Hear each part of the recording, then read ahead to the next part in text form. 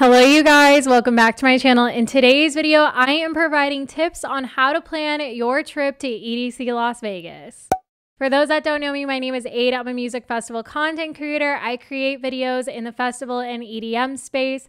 And so today we are kicking off our videos for EDC 2021. I'm going to provide my best tips on how to start planning your trip to EDC, which is happening in October. If you happen to stumble upon this video after EDC 2021, these tips will still work for any EDC that's happening in Las Vegas. If you guys do have any questions, feel free to comment it down below. I will also include some videos in the description that I have done in the past on EDC. I've gone twice now, so this will be my third time attending EDC and I'm super excited. I feel like the past two times I've gone, I've tried out different methods when it came to planning my EDC, and so this year is also going to be a little bit different that I'm excited to report back on. But without further ado, let's get into it. If you do like today's content, feel free to give this video a thumbs up and hit that subscribe button to vibe with me. And without further ado, let's get into the video. Like I said, this video is going to kick off my EDC videos for this year. So this video is just solely about the planning your travel, where to stay, and everything like that. I will have separate videos on outfits, what to pack and bring, and then how to last and survive EDC. So that's talking more about like your stamina, survival tips, festival tips, everything like that. I will also have set times video, map video, everything out once those things come out later on. And so this video, like I said, this is all your pre-planning stuff that you need to know that we're going to cover today. We're going to cover travel, where to stay, transportation, budget, if you're going alone, and things to do before EDC. So just to give you guys some background, when I went in 2017, I was broke and just graduated from college. So that year I stayed on the Strip. I stayed at New York, New York. I think we had like 7 people in our hotel room that could only fit 4.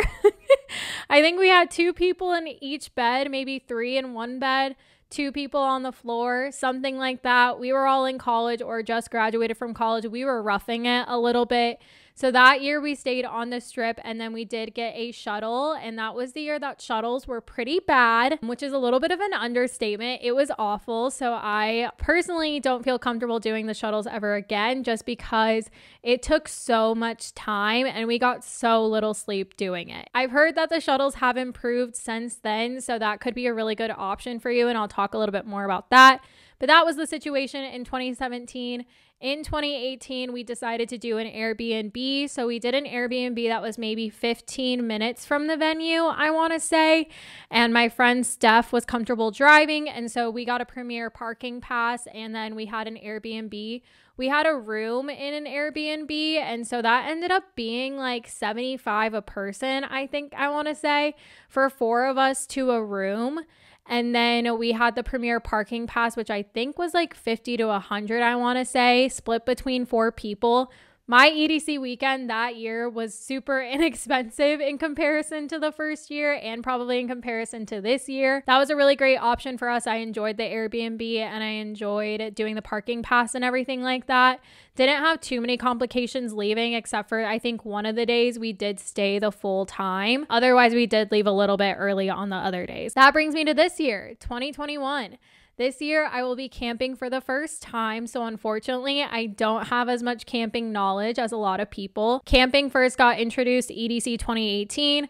We decided to do the Airbnb route just because we didn't know, the benefits of camping, how it all worked, anything like that. We also couldn't really afford it. That was like my first year post-grad, still getting comfortable in my savings and still getting comfortable in my income and everything like that. So this year we are going to do camping. I'm going to be in a tent with me, my boyfriend, BB Howell, and Emma Capotis, which I'm super, super excited about. And so I will be flying in from Austin, Texas, and doing camping. I think it's going to save us a lot of time and a lot of stress of having to get to the venue. So I'm happy to report back on all of those tips once we go through camping. I'll kind of give you guys my thought process on how I'm planning for camping, just so you have an idea. But for me, I'm looking to YouTube and I'm looking to Reddit pages just to kind of get the inside scoop on camping and all of that. Kicking it off, travel. So planning your flight or driving or anything like that to EDC. I will be flying from Austin, Texas, like I said, to Las Vegas. I picked Southwest.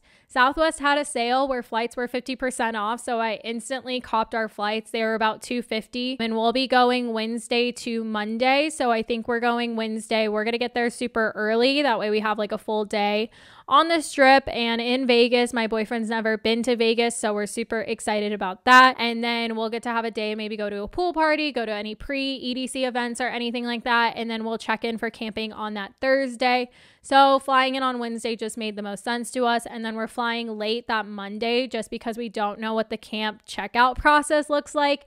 And we just want to make sure we have enough time to, you know, get squared away, get some rest, and then be able to wake up, get ready to go to the airport and not have to rush to a flight. So that is what our flight is looking like. Like I said, I'm flying Southwest. Packing, I'm not too sure what that's going to look like with camping, so I'll definitely talk about that more in the packing video when that comes out. In years past, I drove just because I was in Arizona, so that's not really an option being in Texas, but you can drive depending on your distance. Coming from Arizona or California, it's really not that bad of a drive, to be honest, but since I'm coming from Texas, a flight just makes a lot more sense. And so definitely figure out what schedule works best for you.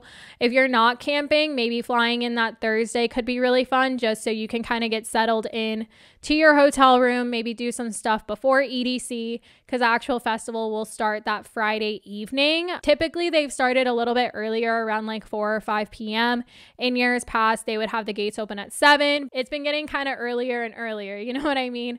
Especially now that camping's happening, I think they've been like kind of opening the gates earlier because a lot of the campers could go into EDC and stuff, but it would be a lot to travel on that Friday, you know, and then have to check in, get ready and everything like that. So I personally recommend getting in on Thursday just to kind of make sure that you're all squared away, no travel delays happen or anything like that all in one day on that Friday, because it's going to make for a really long day if you travel, check in, get ready, and go to the festival on that Friday. But that's just my personal recommendation. I know a lot of people have some work issues and stuff to deal with. And then the festival ends at Sunday, technically Monday at like 6 a.m. So maybe plan for a flight a little bit later in the day just to give yourself some time. I know some people do stay in Vegas maybe that Monday and Tuesday just to like get their sleep schedule squared away and be comfortable in a hotel room, and then they'll fly back home. So that's just some tips when it comes to planning out your flights. If you are camping, I know for me, we do fly Southwest, so I might be packing 2 suitcases. We'll see. Since we don't have to bring a tent, I'm not too worried about it, and we might just be able to consolidate everything into one suitcase, like our sleeping bag, everything like that, but we'll see on that. So the next section is where to stay and how that affects transportation. One of the big things that a lot of people do is camping. Like I said, we're staying in a 4-person tent. They do have 2-person tent options and RV options. I don't know if any of those became available. We were on the wait list for that, and so there might be a wait list for that if you're hoping to get a spot at Camp EDC. I think it's honestly going to be such a time saver and stress saver to not have to worry about shuttles or Ubers or anything like that.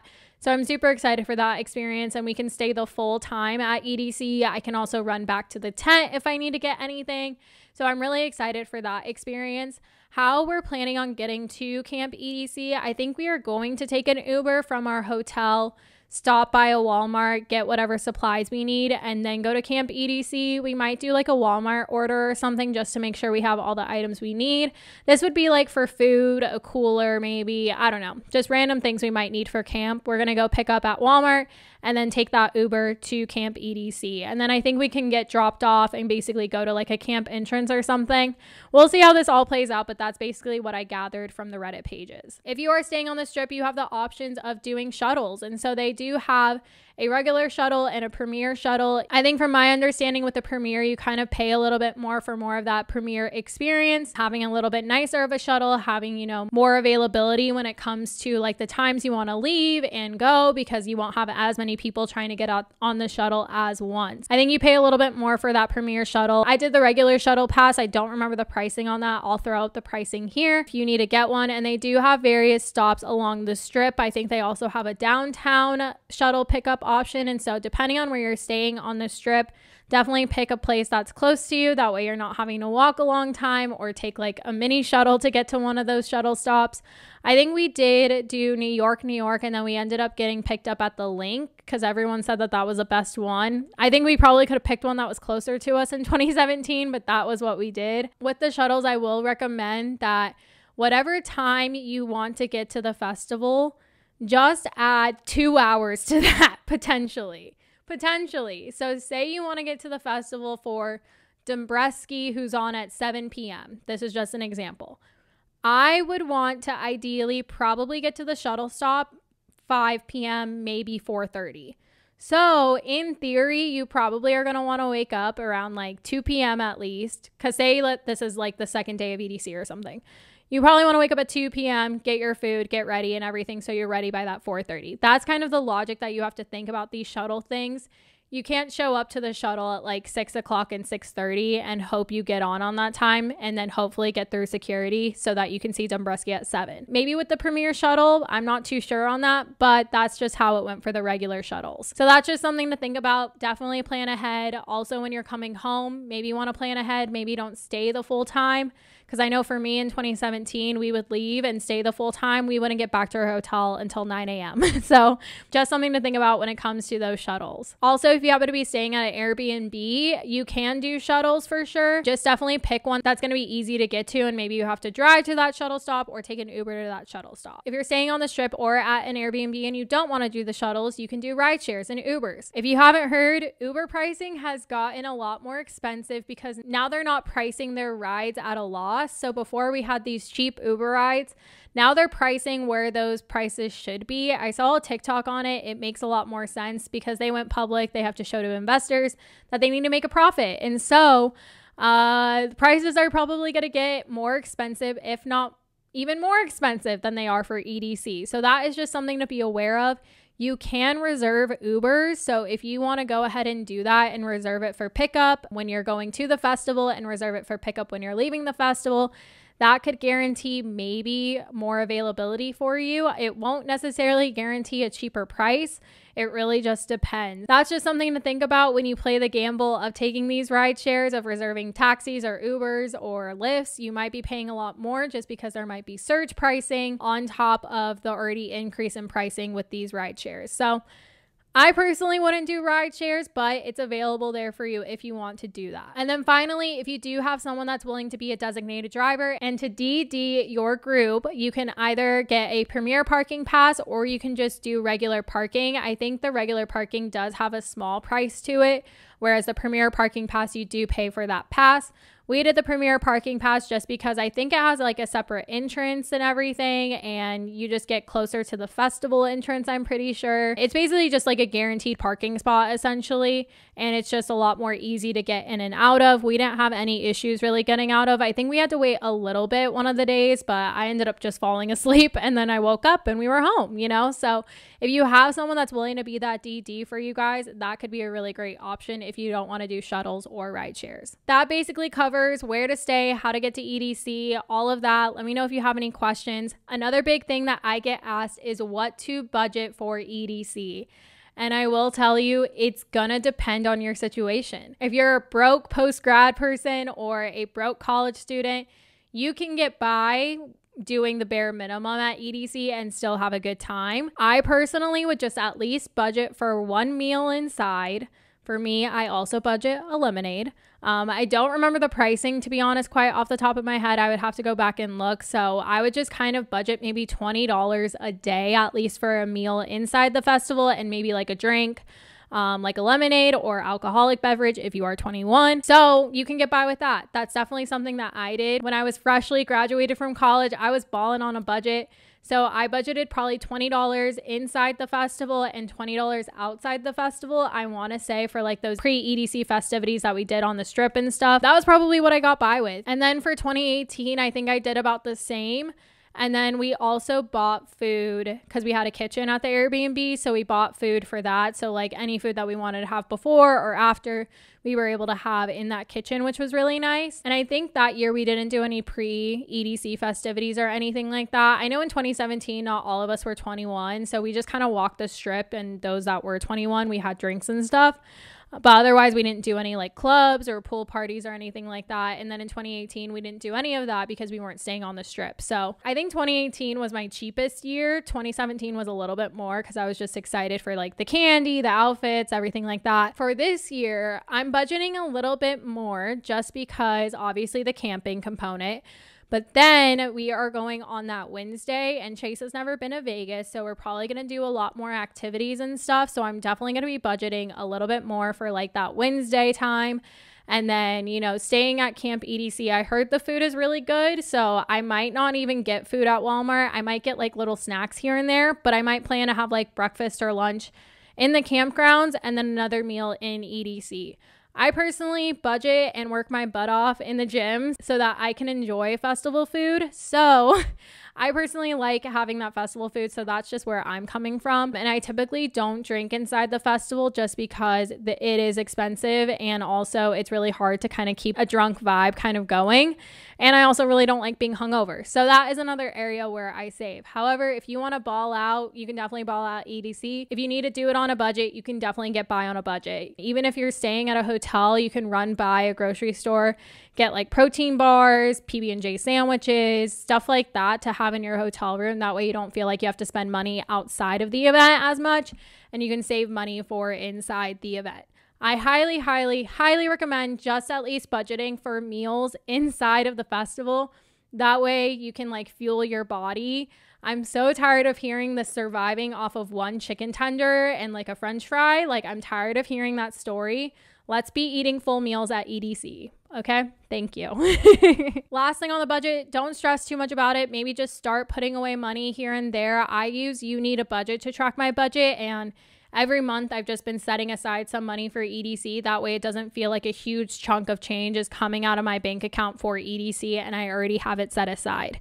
So don't stress too much about it. Find a way for you to start saving some money, whether you can deposit it into a savings account or pull out money and put it into a jar. Whatever you need to do, that way you can feel like you can enjoy your EDC experience. As I've been saying throughout this video, there is a chance for some pre-EDC festivities. This is what we call EDC week. I'm very interested to see what's going to be available since it will be in October. It's going to be kind of the end of pool season, I feel like. So we'll see what they have in store for maybe something to do at night or something to do during the day. I know when EDC was going to happen in May, we were thinking about going to like Area 15 and checking that out, or just checking out the strip, or something to that effect. So definitely keep an eye on EDC week. I think they have separate social channels that you can keep an eye on. They'll put out a schedule with where all these artists are going to be playing. So if there's an artist that you really want to see before EDC, that's a really great chance to check it out. I really hope that maybe a pool party thing will be happening. If not, I know some places also do like a fun brunch where it's like a daytime kind of brunch thing. So I don't know. I'm keeping my eyes out for that. We're going to see what happens and plan for that. And then finally, for my solo ravers, I know that there are some people that are going to EDC alone. So I have a couple of ideas and tips for you. Honestly, I would be down to go to an EDC by myself because you'll never really feel alone at EDC. And I know that sounds so cheesy, so cliche, but it's true. When you're with people that, you know, are into the same music as you, into the same interests, they're all there to have a good time. It just feels good being in a place like EDC and under the electric sky. Like, that energy there doesn't compare to anywhere else other than like Electric Forest for me. You know what I mean? What I will say is that it will be truly a great experience, and that just means you're in control of your schedule.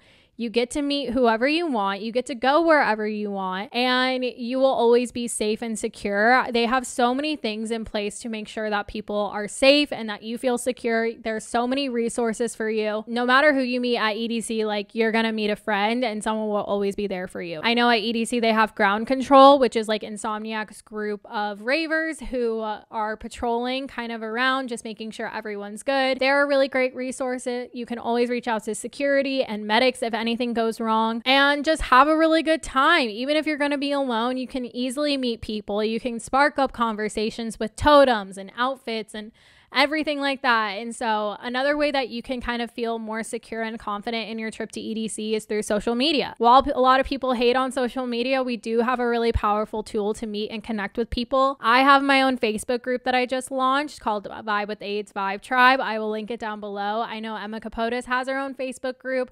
Living by the F Word has their own Facebook group, and EDC has their own Facebook group. You can meet a lot of people through social media, through Facebook. There's an app called Radiate, which is specifically for ravers, where you can meet other people that are going alone, or if you want to hop in on someone's tent or someone's room.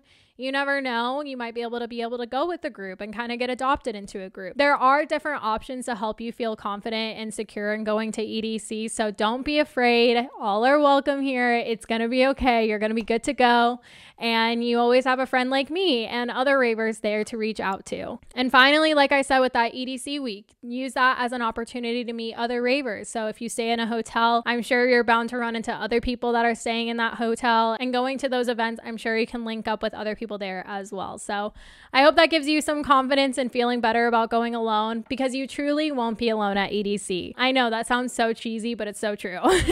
That is it for today's jam-packed video on how to plan for your trip going to EDC. Let me know if you have any questions. Like I said, this is going to be the first video to a lot of videos coming for EDC 2021. I will link down below my playlist for all the EDC videos I have, just so you can start planning and getting excited. I'm so excited to return back to EDC and be back under the electric sky. If you are going to EDC and did like today's video, please do give it a thumbs up and hit that subscribe button to vibe with me. I love you guys, and I will see you in the next one. Bye.